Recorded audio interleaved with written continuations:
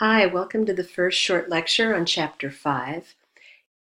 In this chapter, we're working with images and imagery.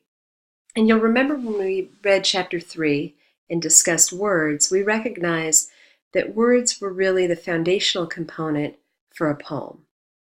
And I would say that images are also a foundational component. We have a few definitions here from the textbook. An image is basically a word or series of words that refers to a sensory experience.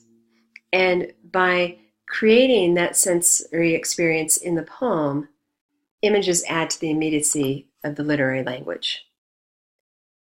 When we talk about imagery, we're talking about the collective set of words in a poem that refer to any sensory experience. Our book gives a very short definition of haiku as a Japanese verse form, and I'll provide some more information about this, a little longer definition, in a later lecture. And then finally, I've added the definition of imagism.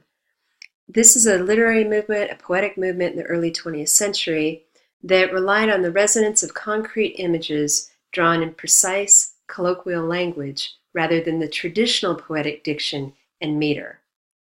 And we haven't discussed meter yet. We'll be getting to that later this term. So for now, just think about meter in a poem as the requirement in a line of poetry that the line contain a certain number of syllables that are stressed or have a beat or an emphasis to them, and then other syllables that are unstressed. Because we're working with imagism, I thought we should take a look at the Academy of American Poets website that has some information that will be helpful to us. So the first thing you want to know is that imagism was a reaction against Romanticism and Victorian poetry, styles of poetry that tended to moralize or comment, and imagism simply wanted to focus on clarity of expression and precision through the use of exacting visual images. And I want to amend this just slightly because not all Imagist poems focus only on visual images. They can be appealing to other senses as well.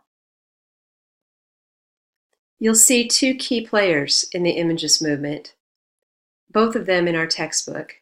Ezra Pound, and his In a Station of the Metro is seen as the quintessential Imagist poem. It's the first poem in our chapter. And the English philosopher and poet T. Hume. And Hume had written in his essay Romanticism and Classicism that the language of poetry is a visual, concrete one. Images in verse are not mere decoration, but the very essence.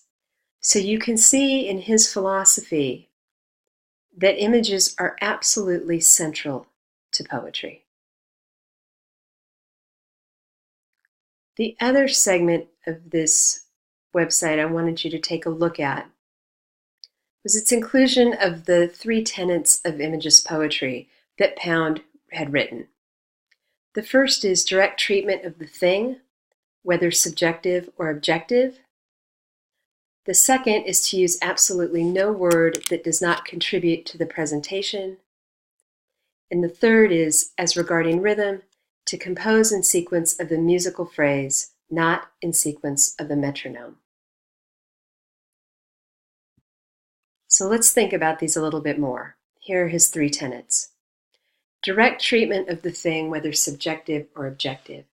In other words, in an Imagist poem, if the images are central, they are simply conveying the thing being addressed in the poem, whether that's something subjective like a feeling or objective like a concrete object, a table, a vase, a flower.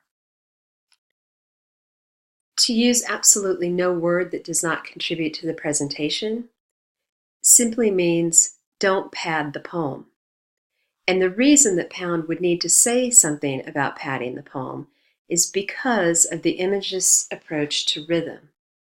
They want the rhythm in the poetic line to be musical, to be about the musical phrase. And when he says not in sequence of the metronome, here he's referring to meter. Don't pad the poem because you need a certain number of stressed or emphasized syllables and a certain number of unstressed or unemphasized syllables. Let the rhythm of the poem come from the musicality. So let's take a look at Pound's quintessentially imagist poem In a Station of the Metro, and let's see if he adheres to the three tenets he's set forth. In a station of the metro, the apparition of these faces in the crowd, petals on a wet black bough. So, does he present direct treatment of the thing? He does, definitely. All he's conveying is the experience of coming out of the metro in Paris and seeing the faces of the people and seeing the petals on a wet black tree bough. And that's all he presents. Does he use absolutely no word that does not contribute to presentation? Again, yes. Imagine this. Pound was trying to capture this experience in a longer poem. Our book points out that his original version was 30 lines long. But Pound had encountered haiku, and the samples of haiku that he had seen were 3 lines, very concise and very focused on imagery. And so he pared down his 30-line poem to this 2-line poem and a title. Finally, as regarding rhythm, does he compose in sequence of the musical phrase, or does he use meter? This is a free verse poem. It's not written in meter. He's not structured it so that it's fitting a certain number of emphasized syllables and a certain number of unemphasized syllables. So I would say yes, he adheres to his own 3 tenets of imagism. Now, remembering Hume and his point that the language of poetry is a visual concrete one, images in verse are not mere decoration but the very essence. Keeping that in mind, let's look at one of his poems from our textbook. Appropriately titled Image. Old houses were scaffolding once, and workmen whistling. Does he adhere to the 3 tenets? Well, does he treat the thing directly? Yes. The way that old houses were constructed, what's behind the house that you see. There's no extra information, so he doesn't use any words that don't contribute to presentation. He simply lets us know that houses were scaffolding and there were workmen whistling as they were built. And then finally, in terms of rhythm, is Hume composing in sequence of the musical phrase or in sequence of the metronome? Like Pound, he's not writing in meter, he's writing in free verse. So he gives us another example of a 2-line imagist poem with a title. If you think back to chapter 4 on saying and suggesting, I think we can apply some of that information to these poems and to imagist poetry in general. These poems are basically presenting the images and that's it. They're saying what they have to say, much like Williams' poem about the plums in the icebox. It's true that we might understand from Pound's juxtaposition of these images that there was a similarity between the faces in the crowd and the petals on the wet black bough.